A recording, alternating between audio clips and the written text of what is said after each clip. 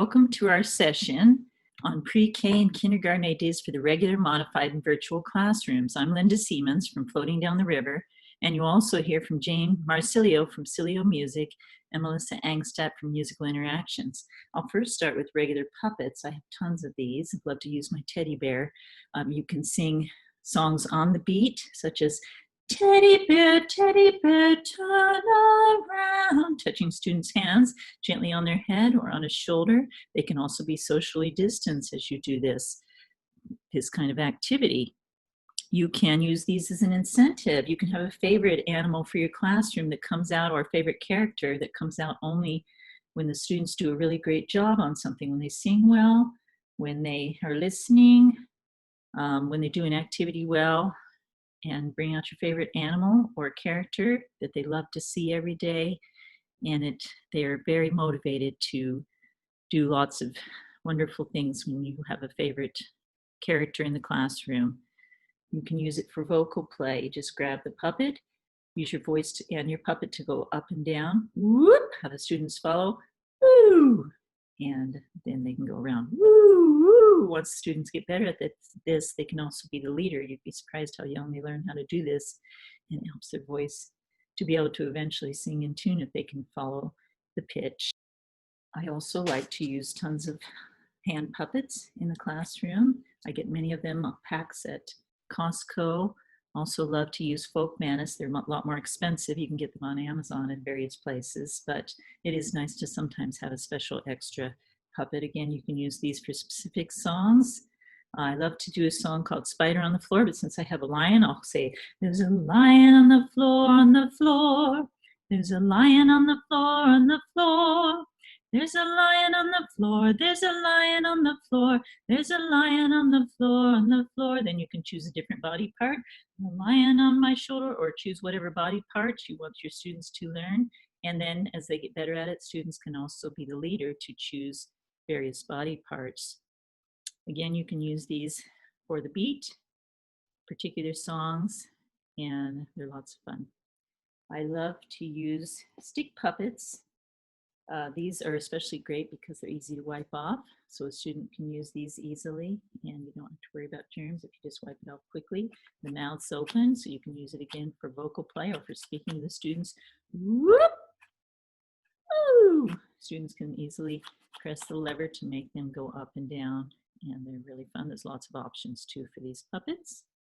I love to use googly eye rings. They're inexpensive enough that you can have one for every student in your class. If you have a separate bag for their musical things, they can use these again for vocal play. Whoop, whoop. Do partner work together, even if they're socially distanced. You can use this as an attention getter. 1, 2, 3, eyes on me. I've seen teachers also use these to put on the bottom of a recorder. If a student does really well with this recorder, obviously you wouldn't do that in kindergarten, but for later grades you would use that. Love to use finger puppets. The great thing is they're tiny, and you can use these. Have one for every student. When I've taught for years, I taught parent-toddler classes, and I always had one puppet for each student. So they didn't have to share. They could be in their separate bag, and they're often made of felt, so you can make your own.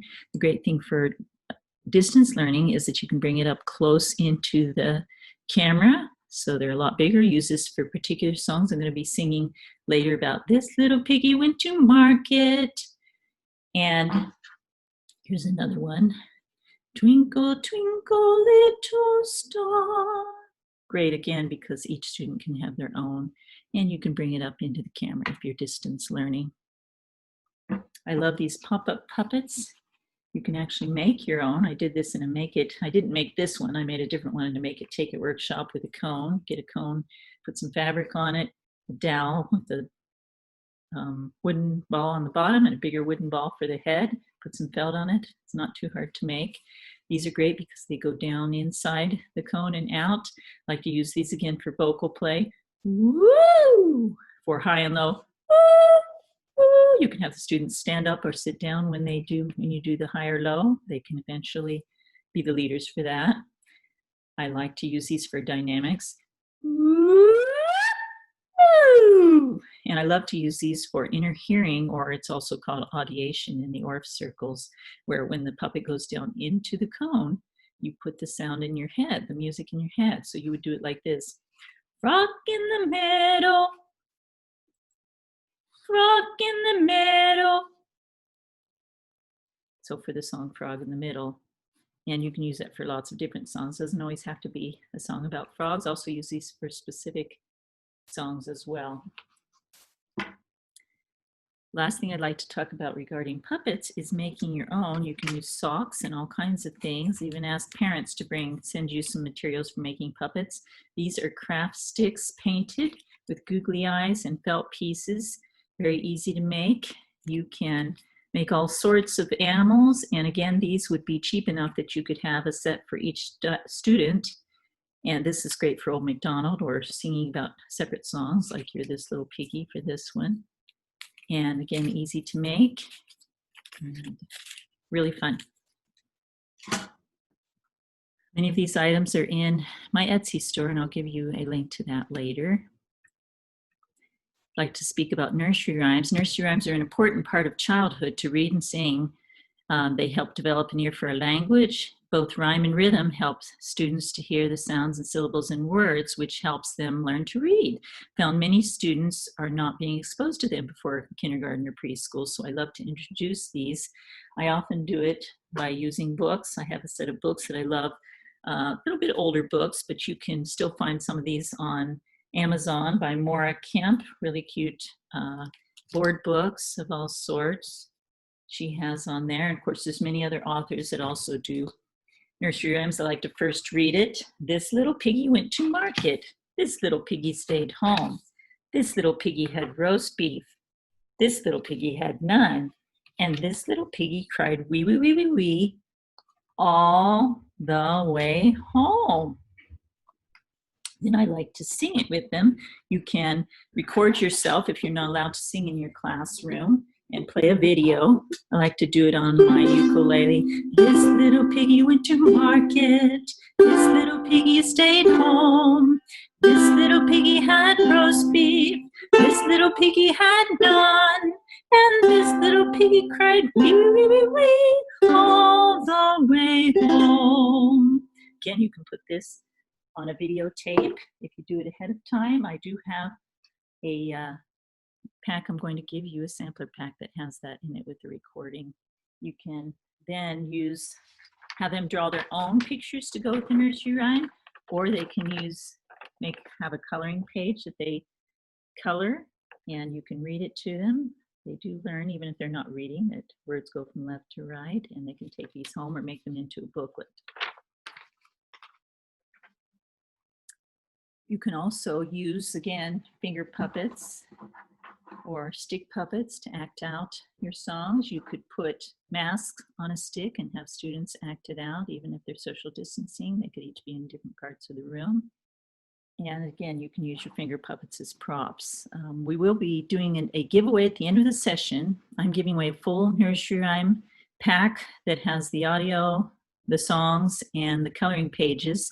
And Jane Marsilio is giving away a vocal play pack that's really fun. So watch for our final slide with directions on how to enter the giveaway. Thank you so much for being here, and I'll pass it on to Jane Marsilio.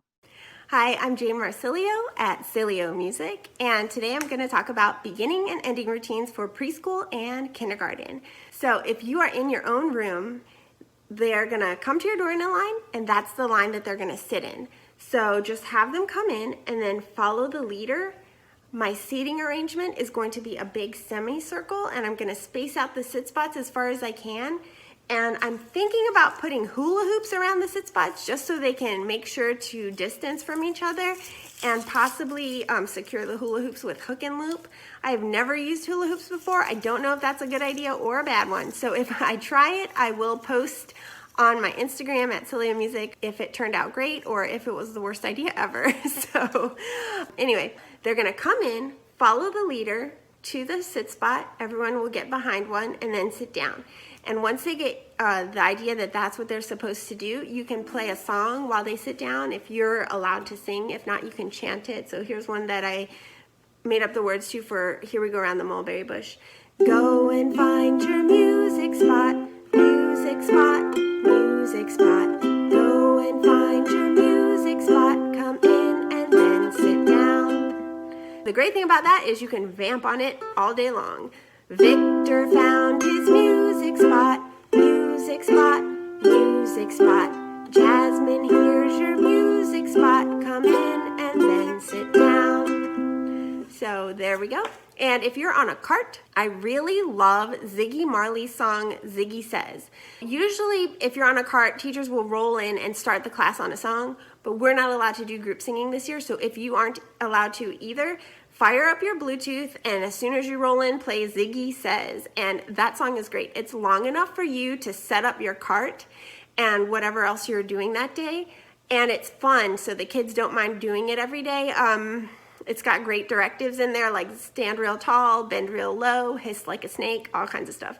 So that's a fun one to start with. The next thing, if you are not doing assigned seats, like I'm not going to do assigned seats, they're just going to follow the leader, you need to know their names as fast as you can. And one way that I found to do this is to just take out your phone and record their names. If you can have the teacher put a sticker with their name or wear a name tag, that's even better. You can just go around, because sometimes it can be intimidating if they're meeting you for the first time and you've got your phone in their face. So just go around. This is Mrs. Murphy's class, 9 o'clock on Thursday. Hi, what's your name? Hi, Steven. Hi, hello. And to make it less intimidating, if you have someone there that can do the recording, like a paraprofessional, a lot of preschool classes will have a paraprofessional come, or their teacher might just want to come for the first day to ease any like anxiety of being in a new place. You can have a puppet. So I have one of Linda's puppets here that I ordered, and my only regret about ordering these puppets is that I did not order all of them because I love them. So you can go around and say, hi, the bunny wants to say hello. What's your name?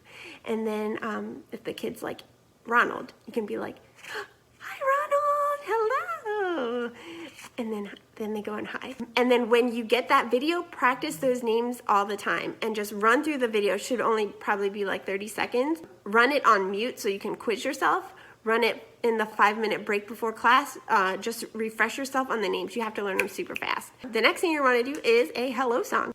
So I just wrote this song, but we're not allowed to do singing, so I'll sing it, but in class we'll probably chant it or do something else, hum it, whisper it, just whatever works. So it's just called Hello My Friends, and it goes like this. Hello my friends, it's so good to see you. It's music time, let's all tap our heads. Hello my friends, it's so good to see you. It's music time, crisscross applesauce. And then they would sit down. Or you can say, please sit in your chairs, however you want to end it. And before you start the hello song, have a few kids tell you what movements they want to do, and then just incorporate those and just pick a few and run through the songs. All right, the next thing, goodbye. So when it's time to go, you can do, if you're in their classroom, you're going to want them to sit down if they're standing. If they're in your music room, you're going to want them to stand up. So I just have a little recorder here, but you can use whatever instrument works, and they're just going to follow the pitch. So that's how they stand up, and you can turn it into a game where they move their bodies up and down.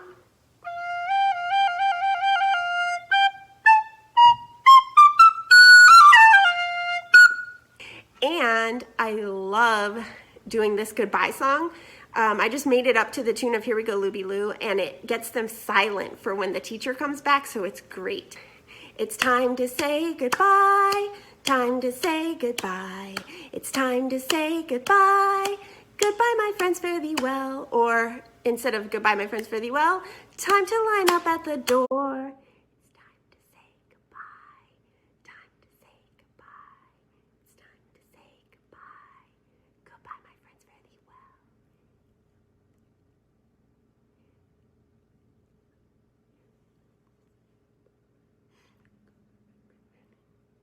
Then when they line up, or when they're standing up, they just follow the leader, back out the door, and they should be either in the same line order that they came in on, so whoever was their classroom line leader is still their classroom line leader, or it'll just be in reverse and the caboose will be in the front.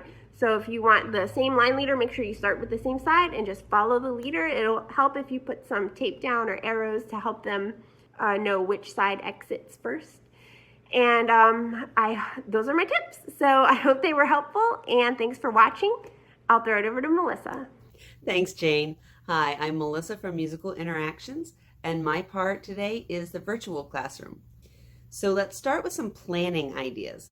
We need to remember that our students' attention spans are very short, and we need to plan our lessons accordingly. So the general rule of thumb is 1 minute for every year that they are in age. So 3-year-olds need 3-minute activities. So have a lot planned, and you can come back to things, but you want to make sure that the lessons keep moving at a pretty quick pace. We need to make sure that we're planning for them to move. They're going to move their bodies and want to move their bodies a lot. This is what they're designed to do. So we need to plan for a lot of movement activities in our lessons to work to our benefit rather than get frustrated by all the squirmy wiggle worms that we see. If you're noticing that students aren't participating or they're not paying attention in a Zoom meeting, that it can be a little distracting, but I want you to keep in mind that they're young. This is their first formal education setting in most circumstances, and we're asking them to do it through a computer rather than face-to-face. This is a little scary. They aren't going to know you. They don't know what school is like, and it's a completely unfamiliar situation. So focus on building the relationships with them and getting their trust, and also building a routine, and things will fall into place. They're going to start feeling safer and trust you more, and then the participation comes. It might take a few weeks. It might even take a couple months, but eventually they'll get there. Let's talk now about how we're going to get our lessons to our students. We can use a Zoom meeting, and Zoom meetings are great for a number of reasons. We can build our relationships with them there. We can see them, they can see us. We can even talk to them and have a little interaction. We'll be able to teach them songs because they won't be spreading germs to their neighbors. And it's a lot safer. Some downsides to Zoom is that we need to remember to mute everybody's microphone so that the lag is not a problem and so that you are the primary focus for them. We also are going to need parent support here. The parents are going to really need to be there to operate technology, as well as keep our little movers actually at the devices that they're using and part of the meeting. We can do some Facebook Live parties through our classroom page. During these, we can do dance and sing-alongs and play some games, and you won't be able to see them, but again, it's relationship building. They'll see you, and they'll be able to get a sense of who you are and start to feel safer, especially if you're coming to them every week at the same time with a consistent routine. This is something that they'll expect. If you aren't able to do live meetings or feel a little intimidated by them, you might want to consider setting up your own YouTube channel for your classroom. And during these YouTube videos, you can explain and go into details and have activities for them. And again, they'll be able to see you and build that relationship there. It's a little one-sided, but it's better than nothing. This spring, digital classrooms popped up as a great way to reach our students. And they were really interactive and wonderful. My kindergartner, he still asks to go onto his music teacher's page, and school's been out for 3 weeks. Things to put into your digital classroom, I would highly recommend the Chrome Music Lab extension. It's not going to be something that they understand the theories behind, but it's something that they can easily manipulate and move around and just play around with some music and be interactive. We can also look for or create our own story read-alongs where we're singing or reading a story for them. We can include sing-alongs and play-alongs and all kinds of video activities in a link. We can look for digital games online. One set of games I would highly recommend would be to go to the Boom Learning platform and search Boom Cards. There's a lot of opportunity there for digital task cards at the preschool level. To put them into your virtual classroom, you're going to need to generate the fast pin and use that as your link. And then every 14 days, those expire, so you need to continue to go back and regenerate those. Jane is going to do another presentation on Boom Cards another time, so I'll let her get into more detail, but they are very engaging. We're also going to need to have written activities because not all of our students are going to have access to technology. This is not meaning send home worksheet upon worksheet upon worksheet. This is more for you to think about, how can I communicate with my parents so that they could lead a few simple music activities. So think about games that would not be hard to explain to a parent, like freeze dance, or sending home coloring pages and nursery rhymes and pages that they could cut things out and turn them into puppets and practice finger plays. And things like this would be a great thing for our students that just can't get to technology. Other activities that would be really age level appropriate and fun, if you ask parents to help you with found sound play-alongs. The parents can help their children find something that will work in a pinch as an instrument. You can find play-along activities or create your own. There's a bunch on YouTube already. You could use call and response songs. Laurie Berkner's I Know a Chicken is a great song to use. You can do movement games. Freeze dance will work really well. The copycat dances, that'd be a perfect game to add. With copycat, if you're doing a Zoom meeting, you can even start to call on your students and ask them where you should be patting next. We all have our classroom libraries and we continue to build them up, and that's great. We can use them for virtual teaching as well. We can read stories and ask our students to include short rhythmic or melodic patterns at different points. Just give them a prompt and let them add it. We can do vocal explorations. One of my favorite books to use for vocal exploration is this book, My Friend Rabbit. And what I like is that it already has the vocal tracks for you. The vocal paths are here, you just follow along. We can read books about musicians and composers or certain pieces or certain styles of music and then have them listen. This is a great opportunity to include a paper or a page for them to draw what they're thinking about when they listen to it, or draw how they feel, or even a coloring page of that composer or musician. If reading a book physically and holding it is something that concerns you, you might consider looking for a digital copy of the book. There are a lot of places that we can find these. There are a lot of online libraries that offer free library cards and everything. There's getepic.com. They have an educator's account and hundreds of digital children's books. Scholastic is another great location to check. And you could always use your Kindle app and screen share while you read. So you're just swiping the pages as you go. And those are my ideas for the virtual classroom. Thank you for coming to our session. We're really glad that you came and stayed till the end. We are going to answer any questions that we see in the comments, so please make sure if you have any questions to ask. We also hope that you have new tricks and tips and activities to use no matter what your situation is when you go back to school. Please enter our giveaway. The instructions are on the following slides. And go check out the virtual exhibit hall. You'll find a lot of great things that you can use in your classroom this year.